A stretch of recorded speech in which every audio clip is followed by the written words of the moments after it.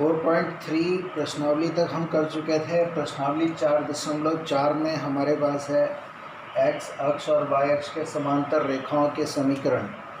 अगर मैं मान लूँ कि ये x अक्ष है और ये y अक्ष है, मान लेते हैं कि ये 0, 1, 2, 3, 4, 5 ऐसे करके ये नंबर हैं। अगर मैं x अक्ष के समांतर कोई रेखाएं खींचूं, मान लीजिए मैंने ये वाली रेखा खींची है x अक्ष के समांतर,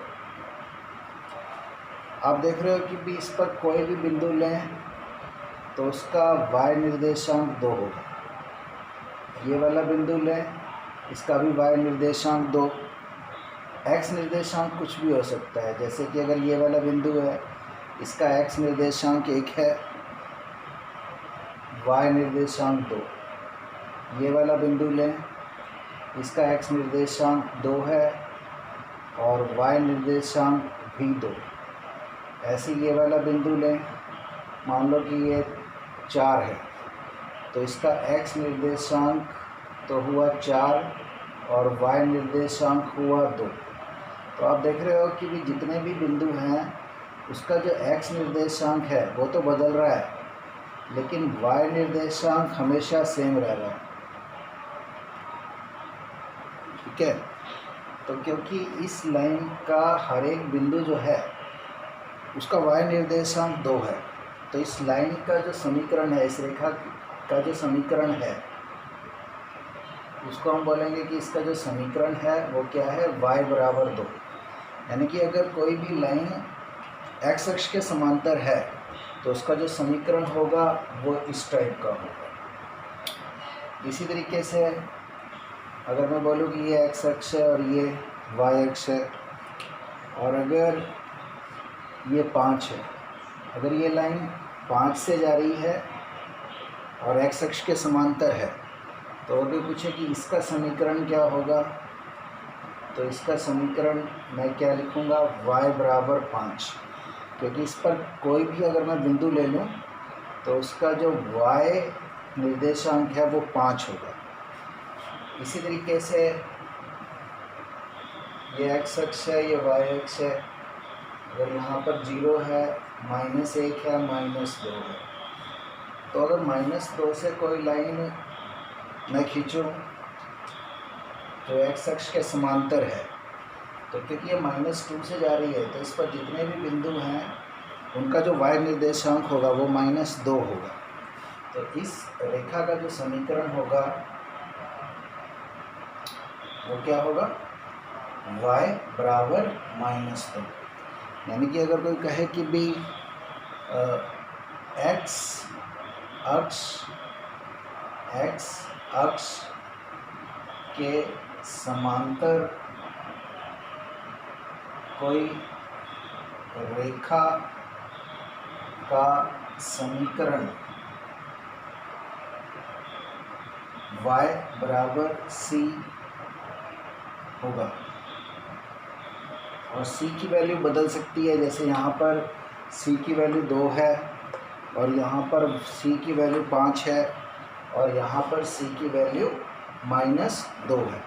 तो अगर y बराबर c टाइप का समीकरण है तो वो एक सरल रेखा को दर्शाएगा, निरूपित करेगा, जो x अक्ष के समांतर होगी। इसी तरीके से अगर मैं बात करूं कि अगर कोई रेखा y अक्ष के समांतर है तो वो कैसी होगी। अगर मैं बोलूँ कि ये x अक्ष है, y अक्ष है और यहाँ पर एक पॉइंट है 1, और अगर 1 से होती हुई कोई लाइन आ रही है और वो y अक्ष के समांतर है, तो उसमें हर एक बिंदु का जो x निर्देशांक होगा वो 1 होगा, y निर्देशांक बदलता रहेगा। जैसे ये वाला बिंदु है, इसका x निर्देशांक भी 1 है और y निर्देशांक कुछ और हो सकता है। ये वाला बिंदु है, इसका x निर्देशांक भी 1 है, y कुछ और हो सकता है। ऐसे ही ये वाला बिंदु है, इसका x निर्देशांक भी 1 होगा, y निर्देशांक कुछ और होगा। अगर मान लो कि भी ये वाला जो बिंदु है वो 1 है तो इसका y निर्देशांक 1 हो गया। अगर ये 2 है तो इसका y निर्देशांक 2 हो गया। और अगर ये 3 है तो इसका y निर्देशांक 3 हो गया। y निर्देशांक 3 हो गया, x निर्देशांक 1। तो आप देख रहे हो कि भी इस पर अगर मैं कोई भी बिंदु लूँ तो उसका जो x निर्देशांक है वो सेम ही रहेगा, 1 ही रहेगा। तो इसीलिए इस लाइन का जो समीकरण है वो मेरे पास हुआ x बराबर 1। अगर ये 1 से जा रही है और y अक्ष के समांतर है तो इसका समीकरण होगा x बराबर 1। इसी तरीके से अगर ये 2 से जा रही है और y अक्ष के समांतर है तो इसका समीकरण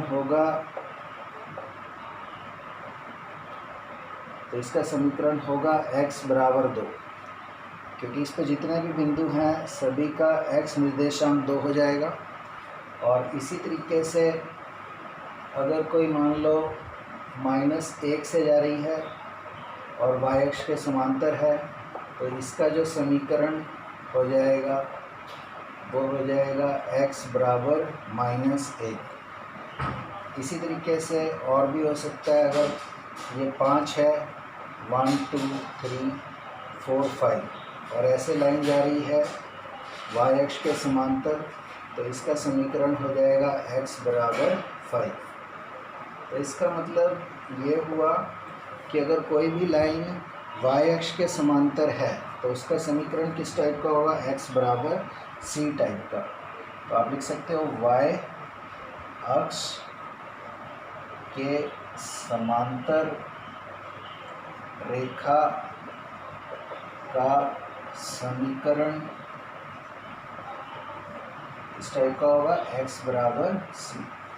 तो उल्टा है, अगर x अक्ष के समांतर है तो y बराबर c, x अक्ष के समांतर है तो y बराबर c, और अगर y अक्ष के समांतर है तो x बराबर c। उल्टा है, x अक्ष के समांतर है तो y बराबर c और y अक्ष के समांतर है तो x बराबर c।